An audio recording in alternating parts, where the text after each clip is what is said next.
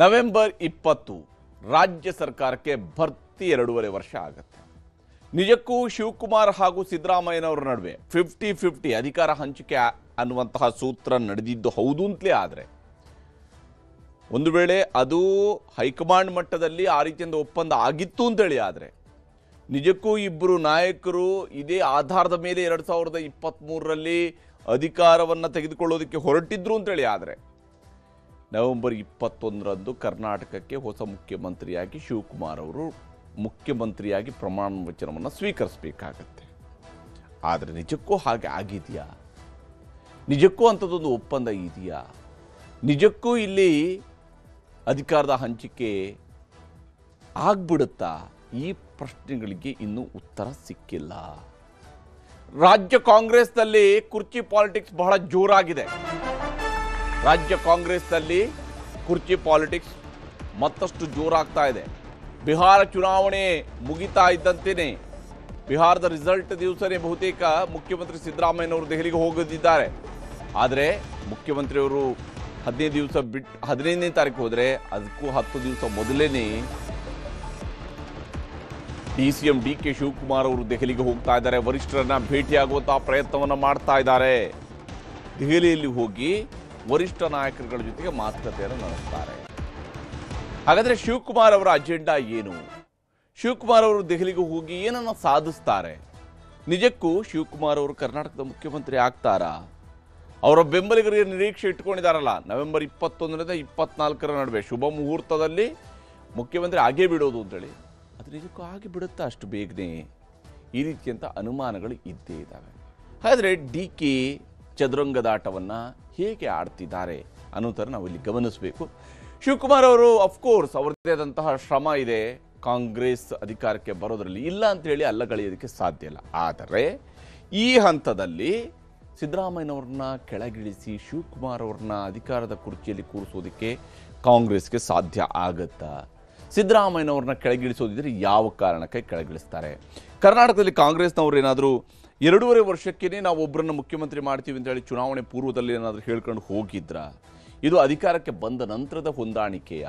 ಈ ರೀತಿಯಂಥ ಅನೇಕ ಪ್ರಶ್ನೆಗಳಿಗೆ ಕಾಂಗ್ರೆಸ್ ಉತ್ತರವನ್ನು ಕೊಡಬೇಕಾಗತ್ತೆ. ರಾಜ್ಯದ ಜನರ ಮುಂದೆ ಉತ್ತರವನ್ನು ಕೊಡಬೇಕಾಗತ್ತೆ. ರಾಜಕೀಯ ಚದುರಂಗದಾಟದಲ್ಲಿ DK ಚೆಕ್ಮೇಟ್ ಇಡೋದಕ್ಕೆ ಎಲ್ಲ ಪ್ರಯತ್ನವನ್ನು ಮಾಡ್ತಾ ಇದ್ದಾರೆ. ಯಾಕಂದರೆ ನಾಳೆಯೇ ದೆಹಲಿಗೆ ಶಿವಕುಮಾರ್ ಅವರು ಹೋಗ್ತಾ ಇದ್ದಾರೆ. ಅವರು ಯಾವ ದಾಳ ಉರುಳಿಸ್ತಾರೆ? ಇದು ಈಗಿರುವಂತಹ ಅತ್ಯಂತ ಕುತೂಹಲದ ವಿಚಾರ. ನವೆಂಬರ್ 15ಕ್ಕೆ ದೆಹಲಿಗೆ ಹೋಗ್ತೇನೆ ಅಂಥೇಳಿ ಮುಖ್ಯಮಂತ್ರಿ ಸಿದ್ದರಾಮಯ್ಯನವರು ಕೂಡ ಹೇಳಿದ್ದಾರೆ. ದೆಹಲಿಗೆ ನಾನು ಹೋಗ್ತೀನಿ, ನವೆಂಬರ್ 15ಕ್ಕೆ ಹೋಗ್ತೀನಿ. CM ಆಗಲೇಬೇಕು ಅಂತ ಶಿವಕುಮಾರ್ ಅವರು ಶತಪ್ರಯತ್ನವನ್ನು ಮಾಡ್ತಾ ಇದ್ದಾರೆ. ಯಾಕಂದರೆ ನನ್ನ ಅಧ್ಯಕ್ಷತೆಯಲ್ಲಿ ಬಂದಿರತಕ್ಕಂಥ ಅಧಿಕಾರ ನಾನು ಮುಖ್ಯಮಂತ್ರಿ ಆಗಬೇಕು, ಇದು ಸದ್ಯಕ್ಕೆ ಅವ್ರಿಗಿರತಕ್ಕಂತಹ ವಿಚಾರ. ಸತೀಶ್ ಜಾರಕಿಹೊಳಿ ದೆಹಲಿ ಪ್ರವಾಸ ಕೂಡ ಈಗ ಮುಂದೂಡಿಕೆ ಆಗಿದೆ. ಅವರು ಡೆಲ್ಲಿಗೆ ಹೋಗೋದಕ್ಕೆ ನಿಗದಿಯಾಗಿತ್ತು ಕಾರ್ಯಕ್ರಮ, ಆದರೆ ಈಗ ಅದನ್ನು ಅವರು ಮುಂದೂಡಿಕೊಂಡಿದ್ದಾರೆ. ಸಂಪುಟ ಪುನರ್ರಚನೆ ಮಾಡಿ ಸಿದ್ದರಾಮಯ್ಯನವರು ಸೇಫ್ ಆಗ್ತಾರಾ ಅನ್ನುವಂತಹ ಪ್ರಶ್ನೆ ಇದ್ದೇ ಇದೆ. ಒಂದು ವೇಳೆ ನವೆಂಬರ್ ತಿಂಗಳಿನಲ್ಲಿ ಸಿದ್ದರಾಮಯ್ಯನವರ ಸಚಿವ ಸಂಪುಟ ಪುನರ್ರಚನೆಗೆ ಹೈಕಮಾಂಡ್ ಒಪ್ಪಿಗೆ ಸೂಚಿಸಿದೆ ಅಂತ ಹೇಳಿದರೆ ಅದರ ಅರ್ಥ ಒಂದೇ ಒಂದಿರುತ್ತೆ, ಶಿವಕುಮಾರ್ ಅವರು ಕರ್ನಾಟಕದ ಮುಖ್ಯಮಂತ್ರಿ ಆಗೋದಕ್ಕೆ ಆಗೋದಿಲ್ಲ ಅಂತ ಹೇಳಿ. ಅದು ಶತಸಿದ್ಧ. ಆದರೆ ಶಿವಕುಮಾರ್ ಅವರು ಮುಖ್ಯಮಂತ್ರಿ ಆಗುವುದು ಹೌದು ಅಂತೇಳಿ ಆದರೆ, ಅಥವಾ ಆಸೆ ಇದೆ ಅಥವಾ ಅದು ಜೀವಂತ ಇದೆ ಅಂತ ಒಂದು ಆಪ್ಷನ್ ಇನ್ನೂ ಇದೆ ಅಂತ ಹೇಳಿದರೆ ಸಿದ್ದರಾಮಯ್ಯನವ್ರಿಗೆ ಸಂಪುಟವನ್ನು ವಿಸ್ತರಣೆ ಮಾಡೋದಕ್ಕೆ ಅಥವಾ ಪುನರ್ರಚನೆ ಮಾಡೋದಕ್ಕೆ ಅವಕಾಶ ಸಿಗೋದಿಲ್ಲ ಅನ್ನೋಂಥದ್ದು ಕೂಡ ಅಷ್ಟೇ ಸ್ಪಷ್ಟವಾದಂಥ ಅರ್ಥ. ಕ್ಷಣ ಕ್ಷಣಕ್ಕೂ ಕೂಡ ಕುತೂಹಲ ಮೂಡಿಸ್ತಾ ಇದೆ ರಾಜ್ಯ ರಾಜಕೀಯ. ಕರ್ನಾಟಕದ ರಾಜಕೀಯದಲ್ಲಿ ಬಹಳ ಕುತೂಹಲಕಾರಿಯಾಗಿರ್ತಕ್ಕಂತಹ ಬೆಳವಣಿಗೆಗಳು ಸಾಗ್ತಾ ಇದ್ದಾವೆ. ಎಲ್ಲರ ಕಡೆಯಲ್ಲೂ ಕೂಡ ಇಂಥದ್ದೊಂದು ಪ್ರಶ್ನೆ ಇದ್ದೇ ಇದೆ, ಶಿವಕುಮಾರ್ ಅವರು ಮುಖ್ಯಮಂತ್ರಿ ಆಗ್ತಾರಾ, ಆಗೇ ಬಿಡ್ತಾರಾ ಅನ್ನೋ ಪ್ರಶ್ನೆ ಇದ್ದೇ ಇದೆ. ಕ್ಷಣ ಕ್ಷಣಕ್ಕೂ ಕೂಡ ರಾಜ್ಯ ರಾಜಕೀಯದ ಪರಿಸ್ಥಿತಿಗಳು ಗಿರುಕಿ ಹೊಡಿತಾ ಇರುವಂತಹ ರೀತಿಯನ್ನು ನೋಡಿದರೆ ನಿಜಕ್ಕೂ ಏನಾಗುತ್ತೆ ಅನ್ನೋಂಥ ಪ್ರಶ್ನೆ ಇದ್ದೇ ಇದೆ. ಇಲ್ಲಿ ಶಿವಕುಮಾರ್ ಅವರ ತಂತ್ರಗಾರಿಕೆಯನ್ನು ನಾವು ಗಮನಿಸಬೇಕು. ನವೆಂಬರ್ನಲ್ಲೇ CM ಆಗಬೇಕು ಅನ್ನುವಂಥದ್ದು ಅವರ ಪಟ್ಟು. ಯಾಕೆಂದರೆ ಇದು ಬಿಟ್ಟು ಕೊಟ್ಟಷ್ಟು ದೂರ ಹೋಗಬಹುದಾಗಿರುವಂಥದ್ದು.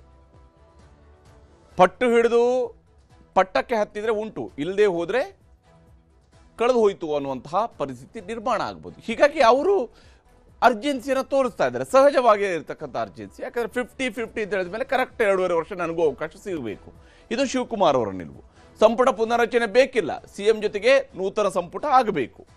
ಅಂದರೆ ಈಗ ಸಂಪುಟ ಪುನರಚನೆ ಮಾಡಿದ್ರು ಅಂತ ಹೇಳಿದ್ರೆ ಮುಖ್ಯಮಂತ್ರಿಯವರು ಸೇಫ್, ಸಂಪುಟ ಪುನರಚನೆ ಆಗಿಲ್ಲ ಅಂತ ಹೇಳಿದ್ರೆ ಮುಖ್ಯಮಂತ್ರಿಯವರು ಸೇಫ್ ಆಗಿಲ್ಲ ಅಂತಲೇ ಅರ್ಥ. ಮತ್ತು ಶಿವಕುಮಾರ್ ಅವರು ಮುಖ್ಯಮಂತ್ರಿ ಆಗುವಾಗಲೇ ಹೊಸ ಸಂಪುಟ ರಚನೆ ಆಗುತ್ತೆ, ಯಾಕಂದ್ರೆ ಒಬ್ರು ಮುಖ್ಯಮಂತ್ರಿ ರಾಜೀನಾಮೆ ಕೊಟ್ಟಾಗ ಅವರ ಇಡೀ ಸಂಪುಟ ವಿಸರ್ಜನೆ ಆಗುತ್ತೆ. ಹೀಗಾಗಿ ಸಂಪುಟ ಪುನರಚನೆ ಆಗಬಾರದು ಅಂತೇಳಿ ಶಿವಕುಮಾರ್ ಅವರ ಬಹಳ ಪ್ರಮುಖವಾದ ತಂತ್ರಗಾರಿಕೆ. ಅಧಿಕಾರ ಹಂಚಿಕೆ ಸೂತ್ರಕ್ಕೆ ಸ್ಪಷ್ಟತೆ ಸಿಗಲೇಬೇಕು, ಅಂದರೆ ನಾನು ಮುಖ್ಯಮಂತ್ರಿ ಆಗುವಂಥದ್ದು ಯಾವಾಗ ಅನ್ನೋದು ನಿರ್ಧಾರ ಆಗಬೇಕು. ಅವ್ರಿಗೆ ದೂಸರಾ ಯೋಚನೆಗಳು ಇಲ್ಲ ಶಿವಕುಮಾರ್ ಅವರ ಬಳಿಯಲ್ಲಿ. ಬೆಳಗಾವಿ ಅಧಿವೇಶನಕ್ಕೆ ಮುಖ್ಯಮಂತ್ರಿ ಆಗಿನೇ ನಾನು ಹೋಗಬೇಕು, ಇದು ಸದ್ಯಕ್ಕೆ ಅವ್ರಿಗಿರುವಂತಹ ತಂತ್ರಗಾರಿಕೆ ಅಥವಾ ಅವರ 1 ಪಾಯಿಂಟ್ ಅಜೆಂಡಾ ಅಂತ ಆದ್ರೂ ಬೇಕಾದ್ರೆ ನೀವು ಕರೀಬಹುದು. ಇದನ್ನು ಸೋನಿಯಾ ಗಾಂಧಿ ಮೂಲಕವೇ ಎಲ್ಲದಕ್ಕೂ ಉತ್ತರವನ್ನು ಪಡ್ಕೊಳ್ಳುವಂತಹ ಪ್ರಯತ್ನವನ್ನು ಶಿವಕುಮಾರ್ ಅವರು ಮಾಡಬಹುದು. ಯಾಕಂದರೆ ಸೋನಿಯಾ ಗಾಂಧಿ ಅವರೇ 2023ರಲ್ಲಿ ಅವರಿಗೆ ಕನ್ವಿನ್ಸ್ ಮಾಡಿದ್ದಾರೆ ಅನ್ನುವಂಥದ್ದು ಒಂದು ಮಾಹಿತಿ, ಅವತ್ತು ಕಾಂಗ್ರೆಸ್ನಲ್ಲಿ ಹರಿದಾಡಿದ್ದಂತಹ ಮಾಹಿತಿ ಇದಾಗಿತ್ತು. ಈ ಕಾರಣಕ್ಕಾಗಿ ಶಿವಕುಮಾರ್ ಅವರು ಅಂಥದ್ದೊಂದು ತಂತ್ರಗಾರಿಕೆಯನ್ನು ಮಾಡಬಹುದು. ಆದರೆ ಇಲ್ಲಿ ಮಾತಿನ ಬಗ್ಗೆಯೂ ಕೂಡ ಒಂದಿಷ್ಟು ವಿಚಾರಗಳು ಬರ್ತಾ ಇದ್ದಾವೆ.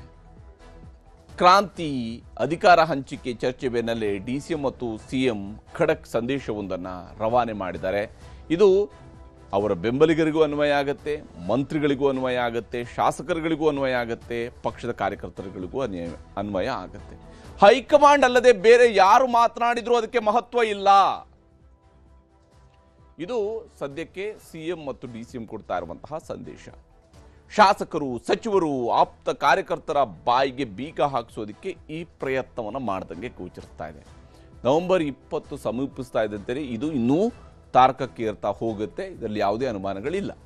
ಕ್ರಾಂತಿ ಬದಲಾವಣೆಯ ಮಾತುಗಳು ಏನೇ ಇದ್ರೂ ಅದು ಹೈಕಮಾಂಡ್ ತೀರ್ಮಾನ, ಹೈಕಮಾಂಡ್ ನಿರ್ಧರಿಸುತ್ತೆ, ಇಷ್ಟು ಮಾತ್ರ ನಾವು ಹೇಳಬೇಕು ಅನ್ನೋಂಥ ರೀತಿಯಲ್ಲಿ ಮಾತನಾಡ್ತಿದ್ದಾರೆ ಇಬ್ಬರೂ ಕೂಡ. ಹೈಕಮಾಂಡ್ ಮಾತಿಗಷ್ಟೇ ಮನ್ನಣೆ, ಉಳಿದೆಲ್ಲವೂ ವ್ಯರ್ಥ ಅನ್ನುವಂಥ ಸಂದೇಶ ಕೊಡುವಂತಹ ಪ್ರಯತ್ನವನ್ನು CM ಮತ್ತು DCM ಇಬ್ಬರು ಸೇರಿ ಮಾಡ್ತಾ ಇದ್ದಾರೆ. ಇಬ್ಬರ ಮಾತುಗಳನ್ನು ಕೂಡ ನಿಮಗೆ ತೋರಿಸ್ತೀನಿ. ಯಾರು ನೀವು ದಣಿ ತಗೊಳ್ಳೋದು ಬೇಡ, ಯಾವ ಲೀಡರ್ಗಳು ದಣಿ ತಗೊಳ್ಳೋದು ಬೇಡ.